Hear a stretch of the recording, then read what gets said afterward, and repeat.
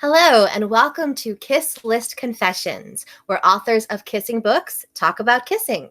I'm Melanie Johnson, and today I have with me Lauren Emily Whalen. Hi, Melanie. Thanks for having me on. Hi. I'm very excited to have you, and we're going to talk about the books that you're working on and what's coming out next. But before we get to that, we are jumping right in and puckering up, so to speak. Awesome. With talking about kissing. And the first question is always lots of fun. You are going to talk to me about your very first kiss. But the trick is, I want you to tell me about it in 3 words. Okay. So, 15, dorky, and band room. And I'm counting band room as one word. Band room counts as 1. So 15, dorky, band room. I feel like we have the whole story already. Oh, great. I've done my job as a writer. But why don't you fill in the details for us? With pleasure. So I was a sophomore at Catholic school in downstate Illinois, and I was the lead in our spring production of South Pacific. I had never been kissed, and at 15 years old, I felt positively ancient. And I was supposed to kiss the guy who played my love interest. And this was scheduled to take place during a rehearsal, except I did not want my first kiss to happen in front of all my peers. So one day at rehearsal, we had some downtime, and I said, can we go talk in the band room? And this was a guy who I didn't have any romantic feelings for, but considered a friend, very nice guy. And I said, okay, Scott, here's the situation. I have never been kissed. And he said, how is that possible? Which was so nice. And I'm like, can we just basically more or less practice so I don't look like an idiot? And so we did just that. It was just very simple smooch and, really nice guy. I still look back on it fondly. And I think I'm still a theater person and a theater dork. So I really think that story sums up a lot about me as a person. I love it. I love that this boy was probably like, oh, what? Do you want me to practice kissing with you? Yeah, he just he took it in stride. It was like I asked if I could, borrow $1 to buy a Coke or something. And that was exactly what I needed at the time as a very nervous, dorky 15-year-old. So I was just going to say that, I was going to say that's the perfect response because it's not over the top. He's not showing acting like it's a big deal or acting too eager. So he's just like, yeah, what ups? We'll do this. This, if this helps you. It was so great. And I hope he's doing well wherever he is. It's so funny. I think about this. So I was guilty because I am an actress too, theater person, all of that stuff. And I was definitely guilty of, this is more in college, of the occasional, you're in a scene with someone, a kissing scene, and you're like, oh, we really should practice that. The thing is, I don't think I was ever, no, I take that back. There was one time I was romantically involved with someone that I was in a show with, but overall I wasn't. There was never any romantic feelings for any of the leads that I was with. But sometimes it's fun to, Yeah. No, throughout high school and college, I kind of, maybe that one kissing scene sort of set off a pattern because I always became the actor with the kissing scene. But yeah, it was a great way to get started with that. And they were all nice people that I had to kiss. So it worked out. I mean, it is like almost its own different kind of safe space to explore. Definitely. Explore that. All right. So as far as just, imaginary kisses and actually, speaking of acting, this might be something that you actually did if you, don't want to speak out of turn or whatever. But so 3 celebrities that you either have kissed in real life and are okay telling us about it, or that you would like to kiss. And this is in the bubble of pretend. So whatever relationships you or they may be in, we understand that this is just, you're in a show together and you have to kiss. Awesome. I think at least 2 of these are married, so thank you for establishing that safe bubble. Um, so I have actually never kissed a celebrity that I know of. No, I don't think I have. So these are all like my fantasy. John Cho would be Okay. one. I have had a crush on him for as long as I can remember, and he's just such a handsome man.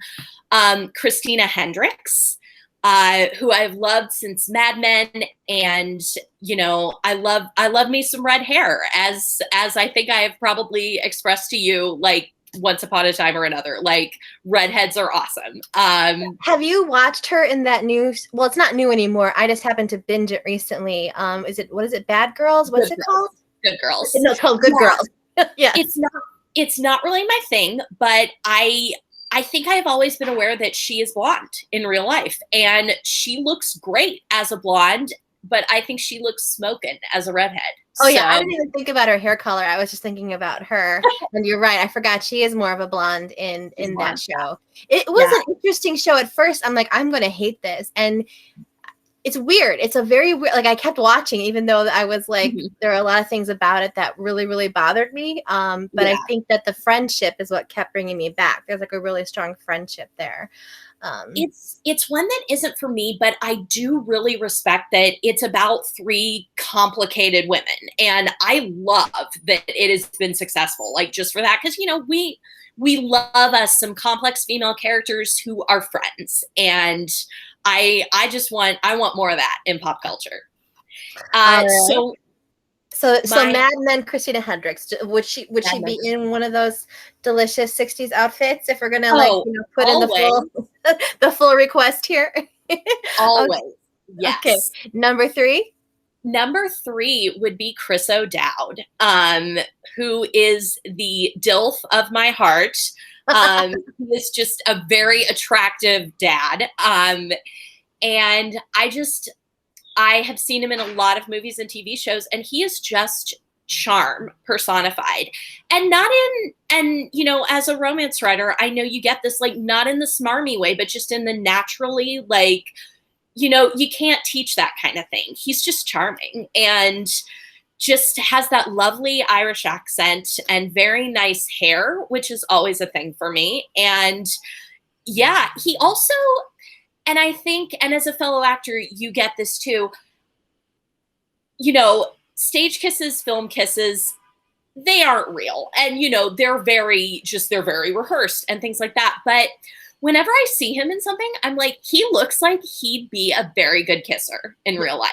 So I am all about that. That's a good skill to have. Absolutely.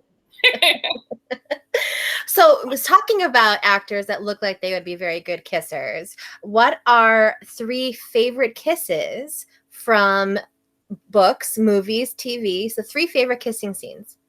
Sounds good.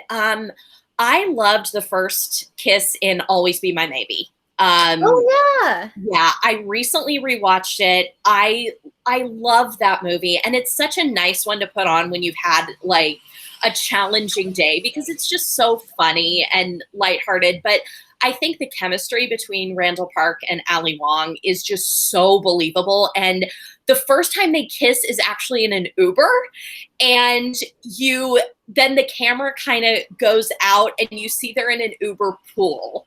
Remember those? And so they are sharing the car not only with the driver, but with other riders, and they are just making out.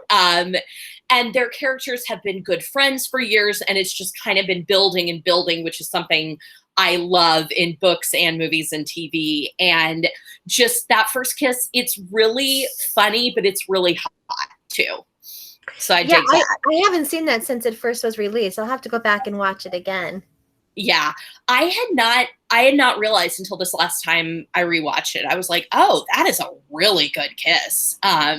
So yeah, I recommend it. And they do have excellent chemistry. They have, because they're like on both sides, like with the way they kind of like the conflict is so believable, as well as Yes. It's just a good, solid rom-com all around, and I want more of those. Really. Yes, so do I. This comes up quite often. We talk about rom-coms a lot, and Mhm. this thing about like, why do you talk about rom-coms that were in like the 90s or the early zeros or whatever? And I'm like, because there's these deserts of no rom-coms. So I made a joke that they're like cicadas, like they come in like Oh, waves. that's good. I love that. Because you get this plethora of really good rom-coms, and then there's nothing, And then and there's and so nothing. I feel like we're like on the verge. They're, they've some have been releasing, and the steam is building, and there's more opportunities now with all the streaming services Yes, where so yes, bring us more rom-coms. more rom-coms. So my favorite movie, Bridesmaids. Speaking of Chris O'Dowd, has a really good kiss, and it is between his character and Kristen Wiig's character when they first kind of get together, and it's not a friends to lovers, but they kind of keep just meeting up randomly and sort of flirting, and they have this really nice conversation in a bar where she has just screwed up her friend's bachelorette royally, and they have this lovely conversation, and he tells her, like, I think you're going to be okay. And shortly after, they're locking lips, and it's the perfect mesh of sweet and hot, and that's always what I'm after. So there it is. There is the recipe for Lauren Emily's kisses: sweet and Yes, hot. sweet and hot. I like it. So with that, getting some sweet and hot kisses, where would you want to get those? So 3 ideal locations that you have either had a kiss, experienced a kiss, or on your bucket list or wish list of places you would like to kiss. Perfect. So, from a couple of these are from experience. On stage, I think on stage kisses are so much fun. I have never been involved with somebody I had to kiss on stage, but I think that would be fun. I love an audience.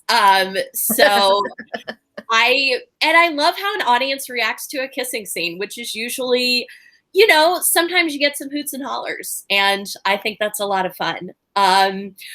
I have had a kiss in real life that was sort of overlooking Lake Michigan. I had a gentleman visit me for the weekend from out of town, and took him on a lakefront walk, and one thing led to another, and it's probably one of my favorite kisses I've ever had. A little bit windswept, the Yes. view. I mean, Yes. people don't realize, I think Lake Michigan is actually quite romantic. It's very romantic. I have had more than one romantic moment at Lake Michigan with more than one person. So I would agree with you there. It's beautiful, and this was in May, and it was a little bit cool, but it was just overall really lovely weather, and just led to a very nice memory. Um, my last one is a very old school ideal location. Front seat of a car. Kiss goodnight.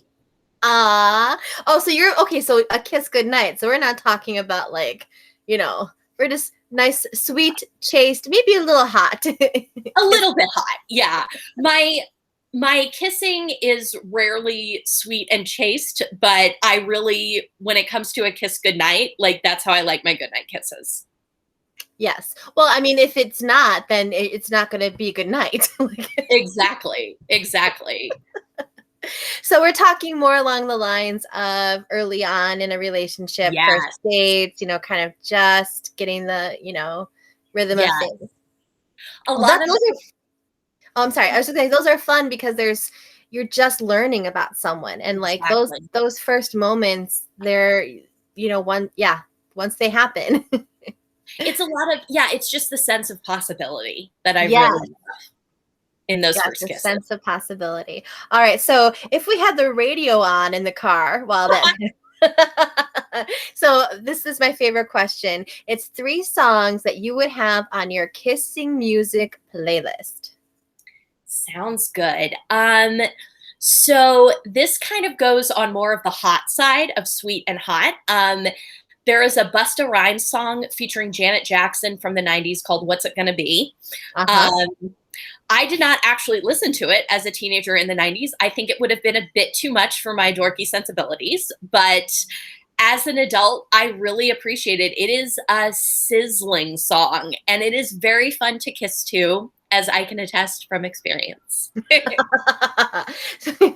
So, fun fact, if you're listening or watching, all of the authors' songs will be put onto a playlist on Spotify, the Kiss List Confessions playlist. So you'll be able to go and find these songs and listen to them for yourself. So what else? There's a really nice song that came out a few years ago called Havana. With Camila Cabello. I'm kind of cracking up because my youngest daughter learned how to play this on the clarinet. I love that so much. So maybe not as romantic when a 10-year-old is playing it on the clarinet. That is it is a great song. It is a great song. Yeah, maybe not on the clarinet. Although I did hear when I was in New York a couple of years ago, I was walking the High Line and someone was playing it on electric violin. And it was really cool. Yeah. She was having a video taken for something or another, but this, in a very New York way, this little crowd gathered and some of us were taking video, and it was, on electric violin, it sounds a little bit sexy. I was into it. Well, I mean, it's got a very recognizable rhythm. Like as soon as I have it burned into my brain, but clarinet, yeah, we'll do that. But there's a sultriness to it, yeah. And the last one would be one I've been listening to a lot lately, called 5 O'Clock, and that is T-Pain, Wiz Khalifa, and Lily Allen. And Lily has got such a great voice, and she's the one who sings the hook. And it is, it's about basically waiting for a hookup at 5 a.m. And so, I'm guessing there's going to be some kissing involved, and some other things, but I really like the energy of that. It's a song, it's not a new song, but I recently discovered it. And I think it's got some great summer energy too, just as things are starting to open up. We are able to kiss people now that aren't in our households. So has a lot of promise for me for the summer ahead. Yeah, I think hot kissing summer is definitely something. Just go out and find people to kiss. Yes. Love it. So this is going to be your theme song of the summer. Yes, it officially is my theme song of the summer now. We have decided. Yes, I love it. So speaking of things coming up this summer, why don't you talk to us a little bit about what you've got coming out with books? Yes, absolutely. So my next book is called Two Winters. It's a young adult book. It's not a romance per se, but there are some romantic elements. There is a very cute first kiss in it, selling point, but it is a queer YA reimagining of Shakespeare's play, The Winter's Tale. My reimagining of it takes place in Catholic school in 1997. I know a little bit about that. And then in Chicago in 2014, and it follows two different teenage girls whose lives end up being intertwined in unexpected and surprising ways. And there are some romantic elements in each half of the book, 1997 and 2014. There are two different love stories, so you'll get to see that. But yeah, there's a really adorable first kiss that I am still very proud of. That will be out September 14th, wherever you buy books, and it recently received a shout out on BuzzFeed, which was really exciting. That's awesome. Yeah, and it sounds like a great book. And anytime you say Shakespeare retelling, I'm there. Like that's all I need. Same. I have always been hooked on Shakespeare retellings, and I'm excited to be able to do one of my own. I also will have a book coming out in March of 2022, which is also YA. Again, not romance per se, but two different love stories. And I hope to be able to talk more about that soon. But yeah, keep an eye out. So no more news beyond check it something in the spring of 2022. Yeah. in the Okay. spring of 2022, TBD. I will be doing a cover reveal at the end of July, and that's when it'll be Ooh, up for pre-order. exciting. So depending on when this goes up, it might be right around this time. Yeah, Exactly. absolutely. All right. Well, this has been Kissless Confessions with Laura and Emily Whalen. I'm Melanie Johnson, and thank you so much for joining us. Bye.